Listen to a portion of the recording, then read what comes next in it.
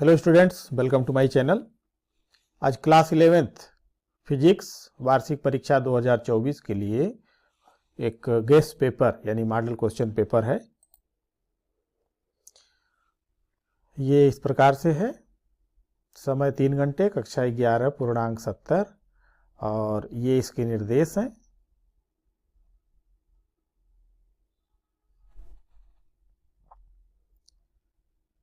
खंड क जो कि बहुविकल्पीय क्वेश्चन होगा, तो इस क्वेश्चन को देखते चलें। पदार्थ का ताप बढ़ाने पर उसकी प्रत्यास्थता क्या होती है?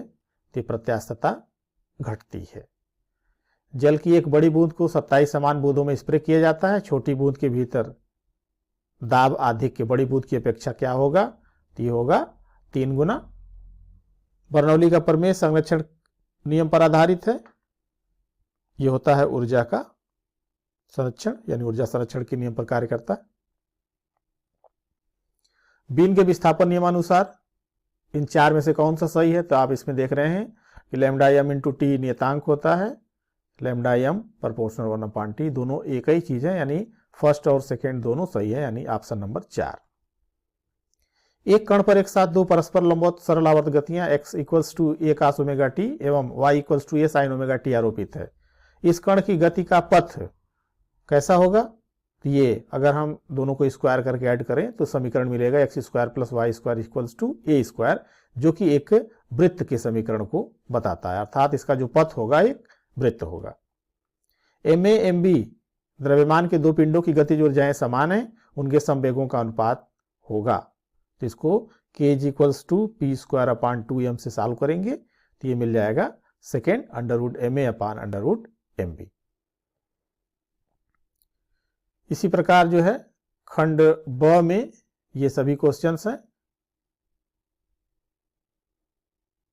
ये पूरे पेपर का सलूशन आपको पीडीएफ के रूप में मिल जाएगा, जो कि डिस्क्रिप्शन बॉक्स में दिया गया है। यहाँ से आप जो है इसे डाउनलोड करके आप तैयार कर सकते हैं।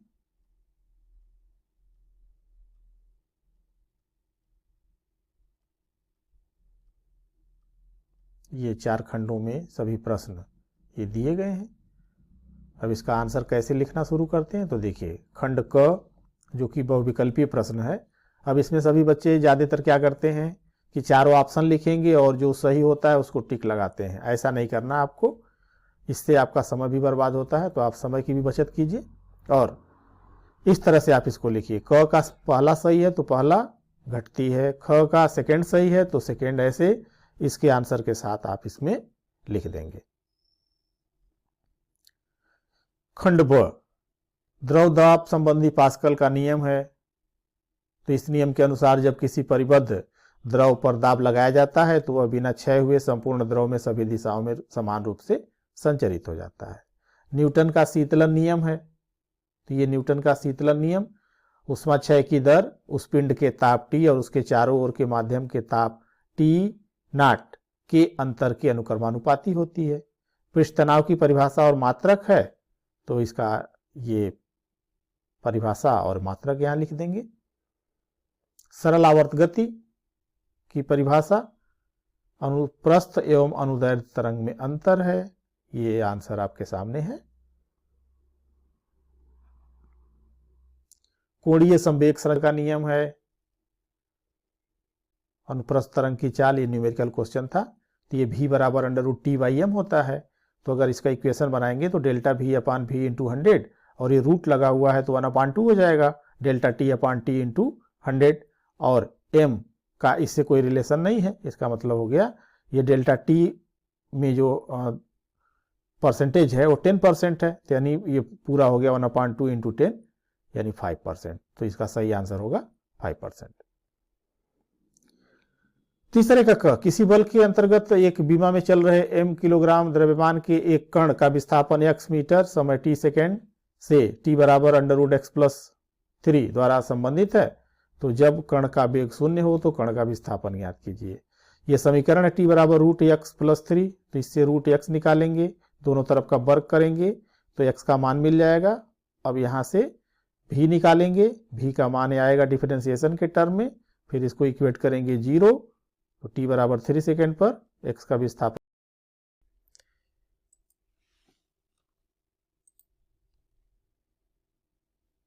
अगला क्वेश्चन है क्वेश्चन नंबर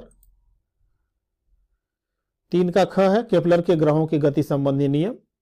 तो ये कक्षाओं का नियम, क्षेत्रफलीय वेग का नियम और परिक्रमण कालों का नियम, इसको लिख देंगे।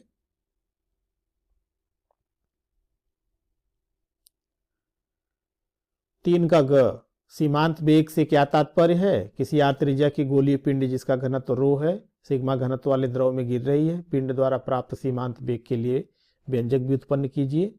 ये सीमांत वेग की परिभाषा लिखेंगे और सीमांत वेग के लिए ये सूत्र व्युत्पन्न करेंगे।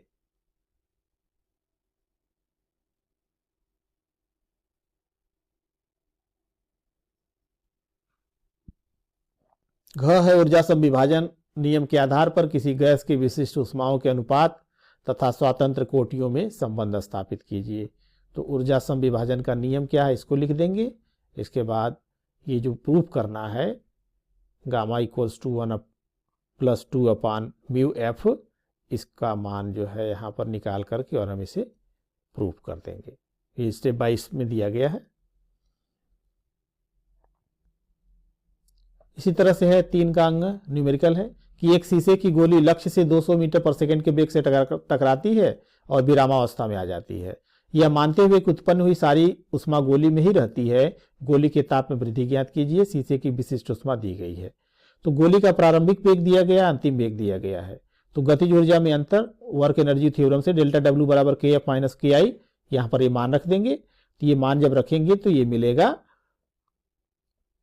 ये 2 और इंटू 10⁴ m, यानी m के टर्म में आया है। यह भी काइनेटिक एनर्जी है, तो ये यहाँ पे फाइनल निकालेंगे तो माइनस में आएगा, लेकिन गतिज ऊर्जा है, अदिश राशि है, तो ऋणात्मक से कोई यहाँ मतलब नहीं है। गोली को प्राप्त ऊष्मा जो होगी वह ms इंटू डेल्टा टी, जहाँ पे यस उसकी विशिष्ट ऊष्मा है, तो ये हो जाएगा। और इन दोनों को इक्वेट करेंगे तो डिफरेंस आ जाएगा 156.62 K। और जो अंतर है यही डिग्री सेंटीग्रेड में भी अंतर आएगा, इसलिए गोली के ताप में वृद्धि होगी 156.62 डिग्री सेंटीग्रेड का। किसी पदार्थ के विशिष्ट ऊष्मा से क्या तात्पर्य है? समतापी और शुद्धोष प्रक्रम में पदार्थ की विशिष्ट ऊष्मा का मान ज्ञात कीजिए। तो ये विशिष्ट ऊष्मा की परिभाषा इस सूत्र की सहायता से निकालेंगे। समतापी प्रक्रम में डेल्टा टी 0 होता है, तो डेल्टा टी 0 रख करके सी का मान निकालेंगे।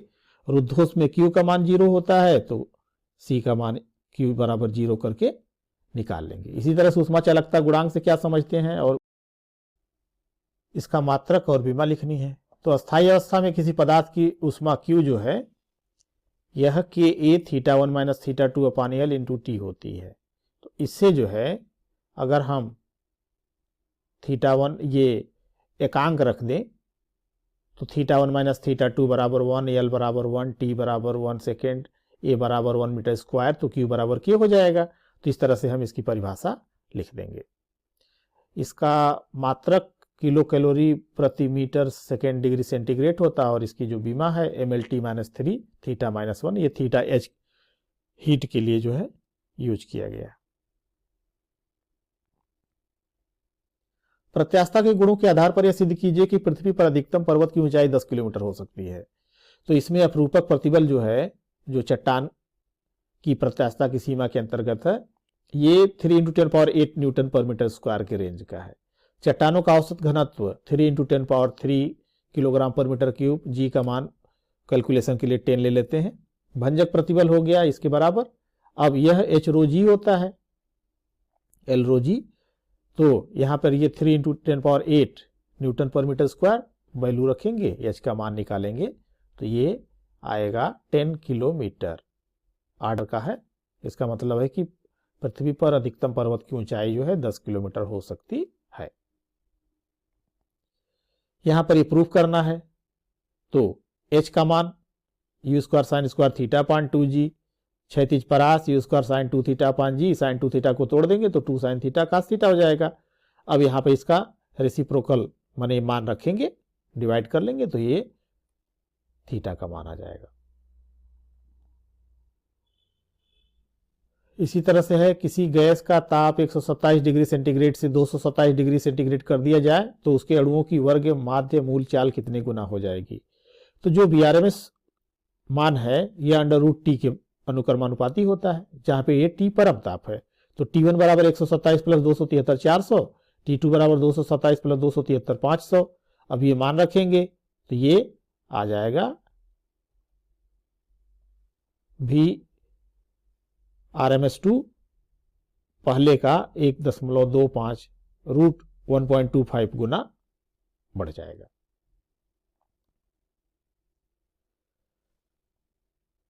इसका 8वां पार्ट है, सेकंड लोलक से क्या समझते हैं। सेकंड लोलक की लंबाई गोरखपुर की प्रयोगशाला में क्या होगा, गोरखपुर में जी का मान दिया गया है।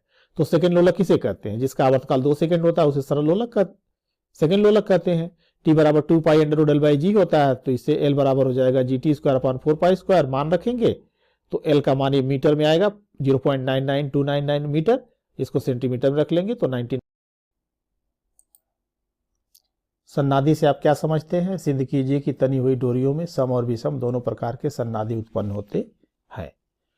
तो ये सन्नादि की परिभाषा लिख देंगे, इसके बाद जो है ये फिगर बनेगा और इसमें तनी डोरियों में उत्पन्न कंपन की प्रथम द्वितीय तृतीय विधा में जो आवृत्ति उत्पन्न हो रही है उसके सूत्र को जो है यहां पर हम लिख देंगे। तो इस तरह से आप ये देखेंगे कि N1 N2 N3 में जो अनुपात होगा यह अनुपात 1 2 3 यानी सम और विषम दोनों होगा। इसलिए कहते हैं कि तनी हुई डोरियों में सम और विषम दोनों प्रकार के सन्नादि उत्पन्न होते हैं। इसी प्रकार खुली आर्गन पाइप के लिए है, तो ये भी हम निकालेंगे इस तरह से। प्रोसेस वही है।